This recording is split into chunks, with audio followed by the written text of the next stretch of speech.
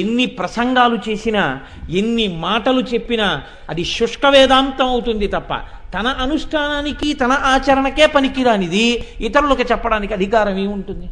అందుకనే ముందు తాను అనుభవించాలి, తాను అనుష్ఠించాలి, తాను ఆ సంతోషాన్ని పొందాలి.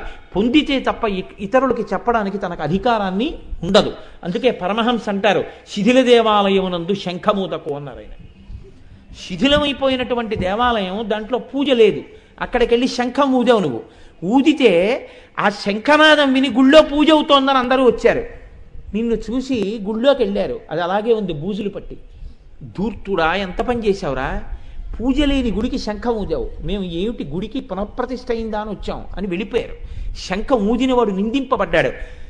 నీది శిథిల దేవాలయం, నువ్వే దీన్ని బాగు చేసుకోలేదు, నీలో ఉన్న శివుడికే పూజ లేదు, నీలో ఉన్న పరమాత్మకి అభిషేకం లేదు, నీకే భక్తి లేదు, నీ హృదయమే రసగ్రాహిని పిలవలేదు, నువ్వు ఎవరి కోసం శంఖం ఊస్తావు? ముందు నీ ఇల్లు చక్కదిద్దు, నువ్వు అనుష్ఠించు, నువ్వు ప్రవర్తించు, నువ్వు ధర్మాన్ని పాటించు, ఆ తర్వాత 10 మందికి చెప్పు. అప్పుడు నువ్వు సరి అయిన దేవాలయ ముఖమంటపంలో నుంచి శంఖమూదిన వాడివి అవుతావు. కాబట్టి విన్నవాడికి ఎక్కువ మర్యాద, చెప్పేవాడికి ఎక్కువ మర్యాద దేనికి ఇస్తారు? ఆయన అనుష్ఠించి ఉన్నాడని మర్యాద.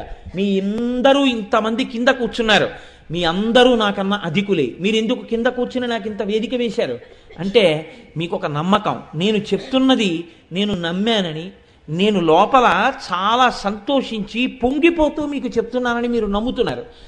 మీరు నమ్మడానికి కనీసం అనుష్ఠించడం మాట దేవుడెరుగు.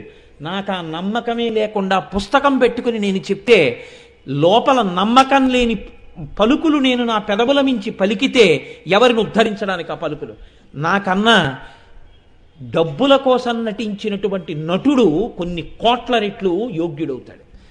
అటువంటి నట సార్వభౌముల కన్నా నీ పెద్ద నట సార్వభౌముని అవుతానప్పుడు, అంత పెద్ద నటరత్నల కన్నా నేను పెద్ద నటరత్ననవుతానప్పుడు, నట సామ్రాట్టుల కన్నా నేను నట సామ్రాట్టునవుతానప్పుడు.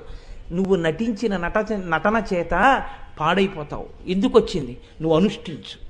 నువ్వు ముందు ఇక్కడ విశ్వాసం పెట్టుకో, నువ్వు విశ్వసించి నమ్మి దృఢదీక్షతో అప్పుడు నువ్వు పలుకు. ఆ పలుకు ఇతరులను ఉద్ధరిస్తుంది అంటారు రామకృష్ణ పరమహంస. కాబట్టి చూడండి, నేను ఎందుకు ఈ మాట చెప్పవలసి వచ్చింది అంటే, ఎక్కడెక్కడ తెర ఎత్తబడినదో అక్కడక్కడ ఆర్తితో కూడిన ఏడుపు ఉన్నది.